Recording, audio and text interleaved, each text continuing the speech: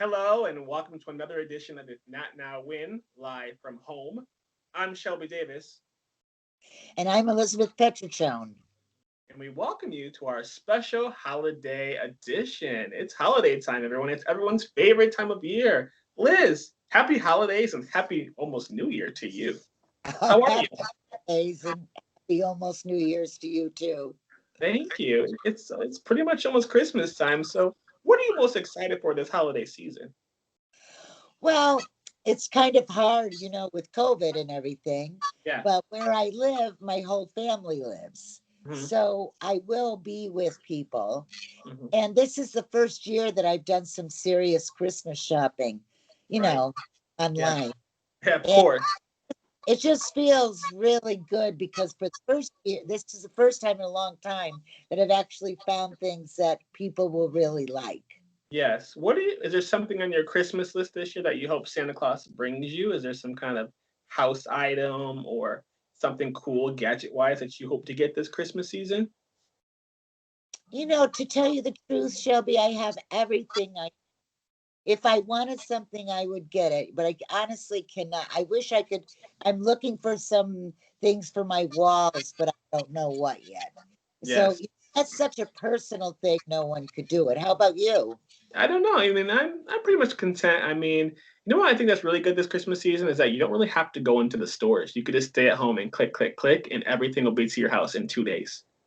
I How know. can you beat that? I love that.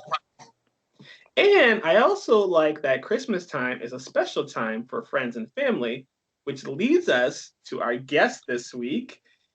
Please welcome Grieg Irvin to If Not Now Win. Welcome, Grieg. How are you? I'm doing well. Thank you for having me. Thank you. Welcome to our holiday special. I do want to take a minute just to give you a quick bio about Grieg Urban. Grieg is a New York and Connecticut native who has always had a passion for music. In his early 20s, he started to work on an album but eventually decided to take a hiatus to focus on school and establish his career. Now, more than 10 years later, he's living in Raleigh, North Carolina, and is ready to reconnect with his true love and share a side of himself that may have never seen through his music and poetry. Grieg, welcome to the show. Thank you so much. Thank you. We're We so were excited just to have you. about Christmas. What about you? Are you looking forward to Christmas? Oh, I always look forward to Christmas. I feel like it's always been one of my favorite holidays, and not for the gifts, but throughout the year, everyone is so busy, and this is the one time that everyone kind of slows down and takes the time to really come together and just celebrate each other. Is Right. your family in North Carolina? I have my parents here, and one of my cousins also lives here with his family. So it's nice to have a little bit of connection down here. Great. Yes, it really is. Do you want it? Is anything on your Christmas list? Actually, I find the older that I've gotten, it's really hard to answer that question. I, Because I'm established, and anything that I want, I just go and get it for myself. So it's just just being able to just like relax and have great food, and just relax with some drinks and catch up with everyone and laugh and just listen to music and just enjoy each other's company. That's all I really ask for. yeah. Absolutely. You work. Where do you work? You're So I work for Town Bank. I'm a commercial underwriter, and that's my bread and butter for now. And I've been with them for about 2.5 years. what's Wonderful. a commercial underwriter? So there's a consumer side where customers may need an auto loan or a mortgage. I deal with the commercial end. So a lot of businesses, they need loans to either expand their business or fund their capital needs, or if they're looking to buy a building. That's the type of underwriting that I deal with predominantly. Wow. Mm. Wow. Wow. So it being Christmas time, do you and you're a musical artist, do you have any Christmas songs? Do you sing Christmas songs? Tell us a little about your musical background and stuff that you enjoy. So I've always been the type of like, I'm a hopeless romantic. So I Mhm. love me a good ballad, a good love song that really just puts all your feelings and emotions there on the table. And I've always admired that. And around Christmas time, just the classics. Just I love Silent Night. That's always been one of my favorite my favorite Christmas songs because it's just, I have a lot of faith and it just embodies Christmas for me. And it's so pretty. It is very pretty. It's pretty, it's simple, and everyone just always connects with it. And no matter where you are, who sings it, what rendition, it just always hits the same. Wonderful. My favorite is Mariah Carey. All Yeah. I want Christmas. Yeah. I Yeah. mean, let's be honest. She is the pop definition of Christmas, isn't she? Uh-huh. Come on. Yep. Yep. I mean, I saw her last year, her concert, her Christmas concert, and I waited a whole show for that song, and then I was like, no, she's gonna do it. The end of the show came. She did her closing number, and I was like, no, I'm not leaving. She's gonna do it. It's Wait so right funny. here. I was at that concert too, and it Yep. was phenomenal. I loved every minute of it. She sang. Yes. Uh-huh. It was a beautiful experience. Oh, and she was spectacular. I love her. Right. But Yeah. that song is my all-time favorite Christmas song. Grieg, I tell mean- us a little about your music. Do you have an album out or? So no, I don't have an album out. I am still putting together an album or EP, and I'm really just taking the time to find the right pieces that fit for me, the stage where I am in my life right now. As you mentioned before, I did work on an album, about 10, 12 years ago, and there are still a lot of songs that I worked on then that are still very near and dear to my heart. So they're going to definitely be included in the compilation that I put together. But I feel like I personally have grown so much and my sound has refined to my taste. And, I definitely have a lot more to say. And so I'm not trying to rush the process. I'm really trying to enjoy it because I've learned a lot about myself, going through this. And I want at the end of it to be very proud and to say, this is basically an album about my journey, my growth, and everything that I've had to say from then to now. Wonderful. Is there something? How do you work on your craft? How do you work on your talents? So I try to do a little bit every day. I try to be intentional with the time that I take, and I think it's a holistic process. I start and I try to do a little bit of yoga because that kind of centers me and calms me down and really puts me in a place to be reflective. And then I just try to write down what I'm thinking in my thoughts. And sometimes those thoughts will translate into a song or they'll translate into a poem or they may not be anything. And it's just something that I've just used to clear my head. And sometimes I can go back and refer to that to fill in the blanks of something that I'm working on. And then I also, try to, work on vocal training because, your voice changes and you always want to, with anything that you're doing, whether it's singing, writing, dancing, or in a professional space, you always want to do something every day to kind of keep yourself tuned in and expand and grow. Mm-hmm.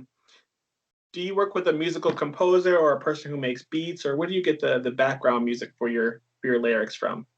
It depends. Sometimes I start with the words. Sometimes if I'm working with a producer, I'll hear a beat that invokes something with me that will inspire me to write on a particular topic. But historically, I've always just kind of started with the words. I've done a few shows where I will walk in and if I'm working with a live band, we'll kind of play around with it a little bit, but the words really drive it because I feel it's all about emotion for me. And sometimes I've heard great beats, and if I don't have any emotional connection to it, it can be a great, you know, beat or melody, but if I'm not really feeling it, it's hard for me to really connect to it and throw myself into it. So I found Instrument. I've been teaching myself the piano. It's been a very slow process, but they say slow and steady wins the race. Yeah, exactly. It's a daily process with the piano. You have to try every day a little bit. It definitely is. It definitely is. And I try to devote myself at least 15 to 20 minutes, at least, a few times a week.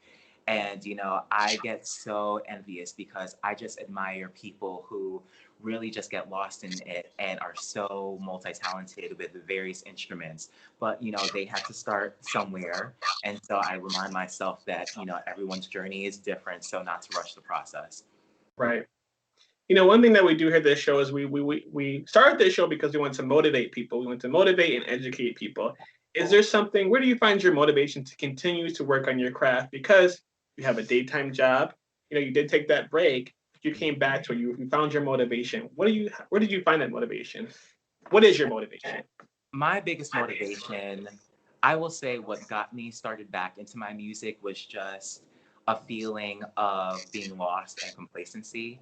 I was out of a long-term relationship and I felt that I gave so much of myself trying to make that relationship work and put it together that I realized that at a time where I felt selfish for trying to do things that made me happy outside of the relationship, I felt guilty. And so now it's in this place where I was trying to fill a void and my whole circumstances changed. I moved, I was single, I was trying to find things to preoccupy my time.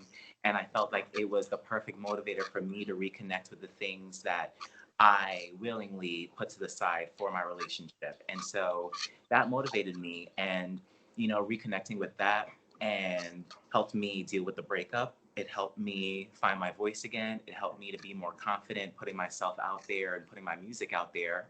Because in my 20s, I felt like I had imposter syndrome and I wasn't confident in myself. And now trying to get to learn this new person that I've become, it was almost exciting. So that is what really propelled me and drove me to throw myself back into my music.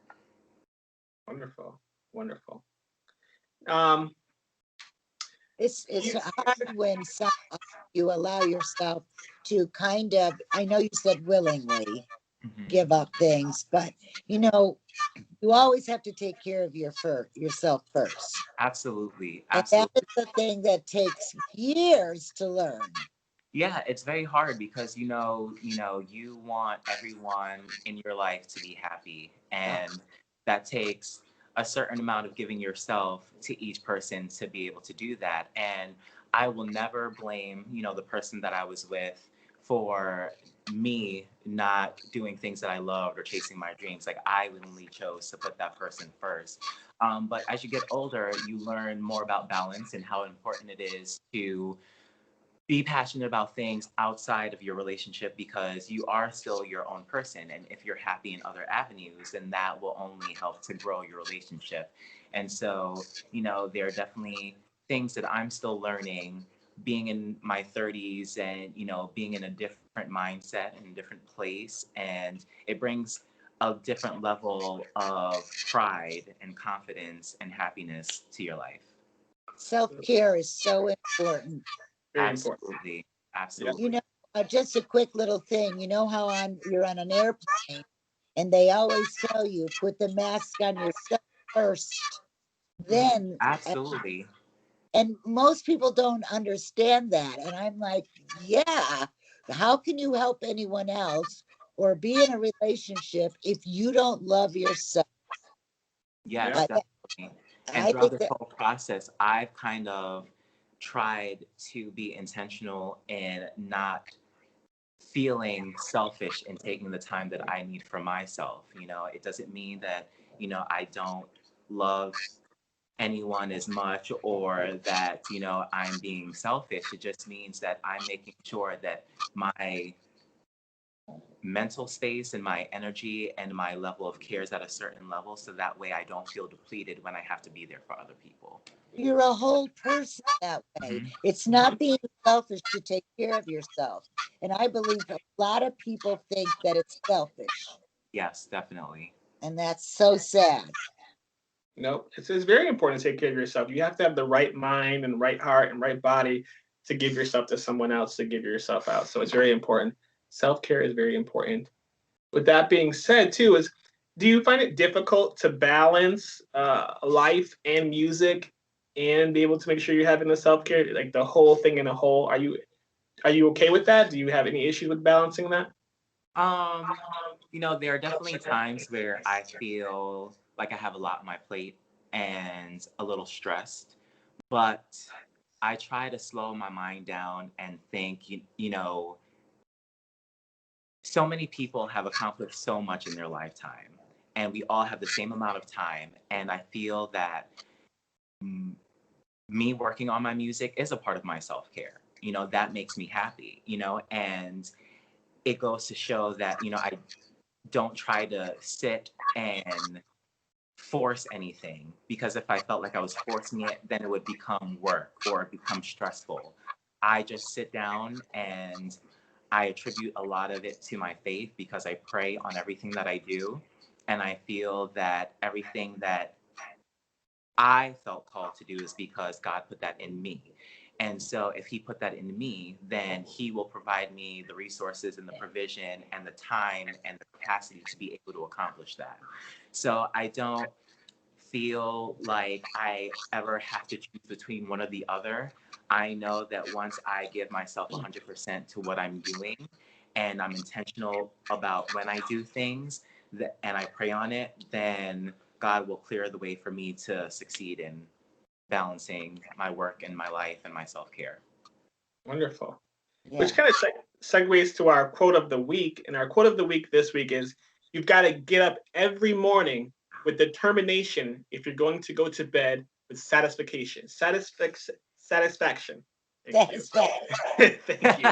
You got to get up every Say morning. that 3 times fast. Yes, you have to get up every morning with determination if you're going to go to bed with satisfaction.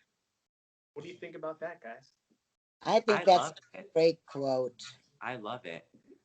I think, I start my day off with a devotional and I pray, and I just always thank God for giving me breath and giving me another day to do something that honors him and be better than the day before.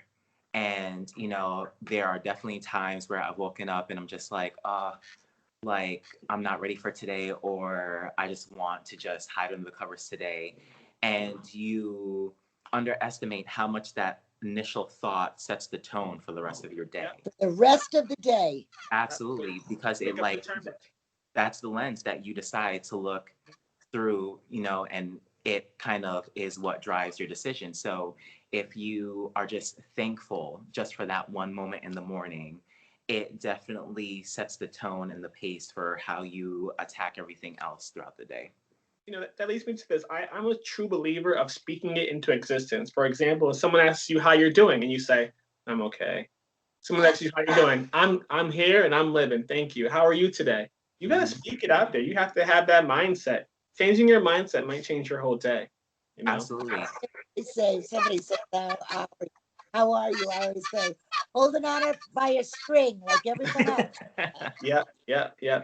Where you get that one person, you ask them how they're doing, and they give you the whole long story, and you have to listen to what's going Mhm, on. mhm. And you talk about manifestation, and to speak to that, the beginning of the year, I was definitely in transition, and I sat down and wrote a list of the things that I wanted to accomplish for the year. And I wanted to, grow in my career. I wanted to give more time to music. I wanted to save more money. I wanted to find real love.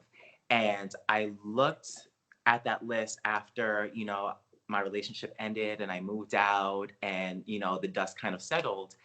And I sat there and I looked at how much of those things actually came to fruition. Now, they may not have appeared the way in my mind I wanted it to. But sitting down and looking back on it, I was surrounded by so much love, and it may not have been romantic love, but I had the love of my parents. I had supportive friends and family who came to my rescue when I needed them, when I was going through a difficult time. I, you know, had a comfortable cushion in my savings account. I was doing so much with my music in the short amount of time than I did in the past 10 years. And so I sat there and I looked at that and look, when you write something down and you pray on it, and you'll be surprised at how you find it finds a way to make its way to you. Wonderful. You guys ever heard of like a vision board? Anybody ever do like a vision board? Yes. Yeah, Great. it's something very interesting. You take it, board, and you can write on it. You can post things on it, and you put all the things that you manifest into the year to come, or you have a set of time span, and you just go back and visit it. It's like think about that. It's something really cool to do. I've Yeah. always wanted to try a vision board. I haven't gotten around to doing it yet. Do it. But You'll be you wrote it surprised at how down. many things you check off.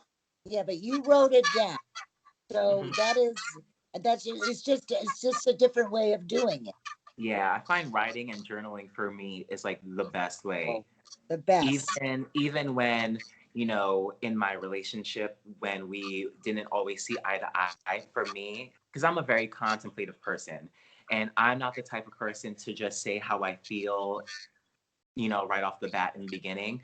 I like to kind of sit with it because I like to say, am I overreacting to the situation? Okay, if I'm not, what is it that I'm upset about? Because I never like to say things I don't mean. And when I'm actually ready to articulate how I feel, I want it to be clear and concise so that way there's no confusion. I don't, hit below the belt or do anything to distract from the issue at hand. So writing for me is always, the best, my mode. Wonderful. It's very And therapeutic. when you go back in your journal, you can see where you were having problems and Absolutely. how they, Absolutely. how that you handled those problems. Mm-hmm. Very good to do a journal. Wonderful. One of the things that we do here on the show is called our pet peeve of the week. We talk about our pet peeves and we discuss them and figure out how we can get over them because, well, we all have them. Elizabeth, do you have any pet peeves this week? Yes, I do. Let's hear it. I live in Prospect, Connecticut, and it is a hotbed for COVID. Mm-hmm. It's just a little town. Yeah. Yeah. And now it's like, because people are not taking it seriously. They're Mm-hmm. still arguing about masks and, 6 feet apart. And I mean, at this point, I don't understand it. I just do not understand. I mean, Elizabeth, let's be real. That's pet peeve of 2020, okay? Yes. Not just Yes. unique. Get yourself a fashion mask and throw it on. It's part of the everyday. When you leave your house, car keys, phone, wallet, purse, if you have one, and your mask. Okay, those are things that all should be hanging up next to each other. And now that it's winter time, bring your jacket as well. I know I have like 10 masks in my car. Yeah. You know what's pretty funny too is like when you get to the store and you realize that you don't have any masks, you're like, oh my god, what do I do? I need a mask. I gotta go to the store. That's really gives me anxiety. You almost hyperventilate and Yeah. get filled with so much anxiety. I'm like, oh my god, what am I doing? I gotta go I, I can't. Yeah. I started to walk in a store without the mask on. I mean, Mhm. dental, of course. And Yeah. the minute I got to the door, I went, oh my God, But I Exactly. keep a whole box of masks in my car. Absolutely. Have a whole That way you don't ever in make my that. house in case I go for walks anywhere. In my Yeah. car, I have them in my glove box, in the side door, in the the side center door. console. Yeah. I am masked up. Yes, absolutely. My pet peeve of the week is people who shovel snow into the road. Oh, Not cool. Just shove it to the side. Why are you putting it into the road to make a bigger mess for other people? That's my pet peeve. Probably continue to do it, but I'll get over it. Greek, what about you? Any pet peeves? I mean, as much as I love Christmas, Mhm. my pet peeve is that Christmas starts way too early before Thanksgiving. I love Thanksgiving because, I definitely have so much to be grateful for. And I think Thanksgiving is almost like Christmas, but without the pressure of the presents. And so it really is just stripped down to just really appreciating the people that are around you. And I think, with all the sales and the anxiety of finding the right gift for the right person and, decorations, everything, I feel like Thanksgiving is totally overshadowed, and that's my pet peeve. It's like Halloween, Christmas, Thanksgiving. Exactly. I mean, even now, Halloween is totally. Even before Halloween, people are talking about Christmas and the sales and what they're gonna get. So sad. So sad. Well, we'll get over our pet peeves. You don't realize how fast the show goes when you have a great guest and great conversations. We've come to the end. I'm going to myself, no, it's not over. Grieg, if we want to learn more about where to find the things that you're doing and the music, where do we go? Is there a place that we can go to connect with you? Absolutely. If you want to follow me and learn more, follow me on Instagram at Griegles, and that's GRIEGGLES. Wonderful. There you have it. Grieg, thank you so much for being on If Not Now When with our holiday special. Oh, Shelby Liz, thank you so much for having me. It's been such a pleasure. Yeah. Merry Christmas, Happy New Year. Yes. Merry Thanks, Christmas and Happy guys. New Year. And I'm Shelby Davis. I'm Elizabeth Petrichone. And this is If Not Now When. Happy holidays, everybody. Bye. Bye.